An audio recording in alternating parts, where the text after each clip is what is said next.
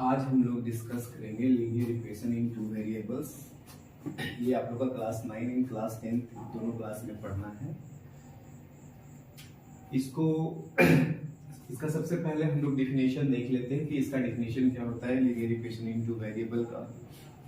तो इसका डिफिनेशन है आपका, कहता है an equation of the form ax plus by plus c equal to 0 where a, b, c are real numbers such that a is not equal to 0 and b is also not equal to 0 is called linear equation in two variables x and y। इसका example से हम बेहतर समझ सकते हैं।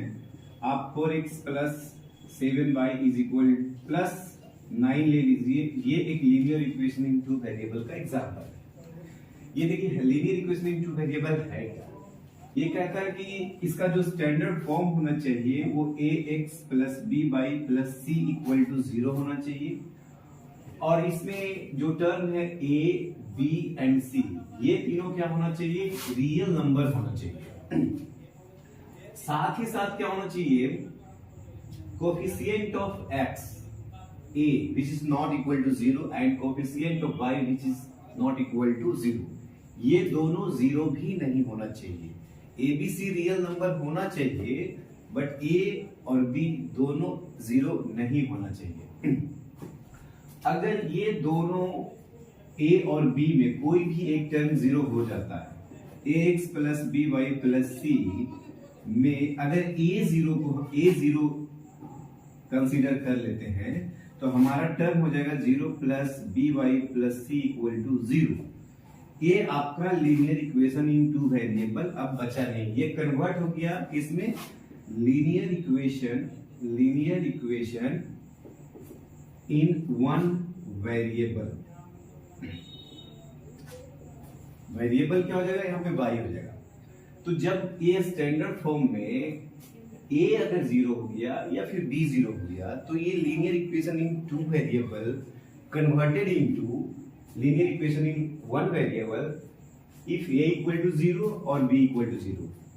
अगर इसमें a 0 हो गया या b 0 हो गया तो ये आपका जो linear equation in two variable का जो इक्वेशन है आपका कन्वर्ट होके आपका हो जाएगा linear equation in one variable। Okay, इसका एग्जांपल ये भी है 4x plus 7y plus 9 equal to 0। ये एग्जांपल है linear equation in two variable का, जहां पे देखिए a को कंपेयर करते हैं तो ये 4 है, 4 रियल नंबर है, 7 भी आपका b के बराबर है, रियल नंबर है, c 9 ये भी आपका रियल नंबर है। तो ये आपका linear equation in two variable का डिफिनेशन हो गया और आपका ये एग्जांपल हो गया। और ये स्टैंडर्ड फॉर्म ये होता है x plus B Y plus c equal to 0। देखिए यहाँ पे अगर हम लीनियर इक्वेशन टू वेरिएबल में हाईएस्ट पावर देखे वेरिएबल का तो वो 1 होता है। ये आपका है इक्वेशन। यहाँ पे देखिए highest power of variable x और y दोनों का हाईएस्ट पावर कितना है? 1 है। तो लीनियर इक्वेशन में वेरिएबल का पावर 1 ही होना चाहिए। 1 होता है, इसीलिए ये लीनियर इक्वेशन ही टू वेरिएबल कहलाता है। एक चीज और आपको हम बता देते हैं इसमें कि ये तो आपको मैं पहले बोल ही दिया कि a 0 हो गया b 0 हो गया तो इस कन्वर्ट हो जाएगा आपका क्या चीज में? तो linear equation in one variable में। इसके सॉल्यूशन के बारे में बात करते हैं। सॉल्यूशन ऑफ लीनियर इक्वेशन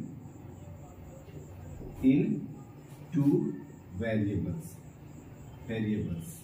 यहाँ पे एक चीज और बताना क्या चाह रहे थे कि linear equation in two variable के जो सॉल्यूशन होते हैं वो इनफाइनाइट होते हैं। इनफाइनाइट मतलब कि अच्छा, ये सॉल्यूशन जब डिस्कस करेंगे तो ये भी आपको हम बता देंगे।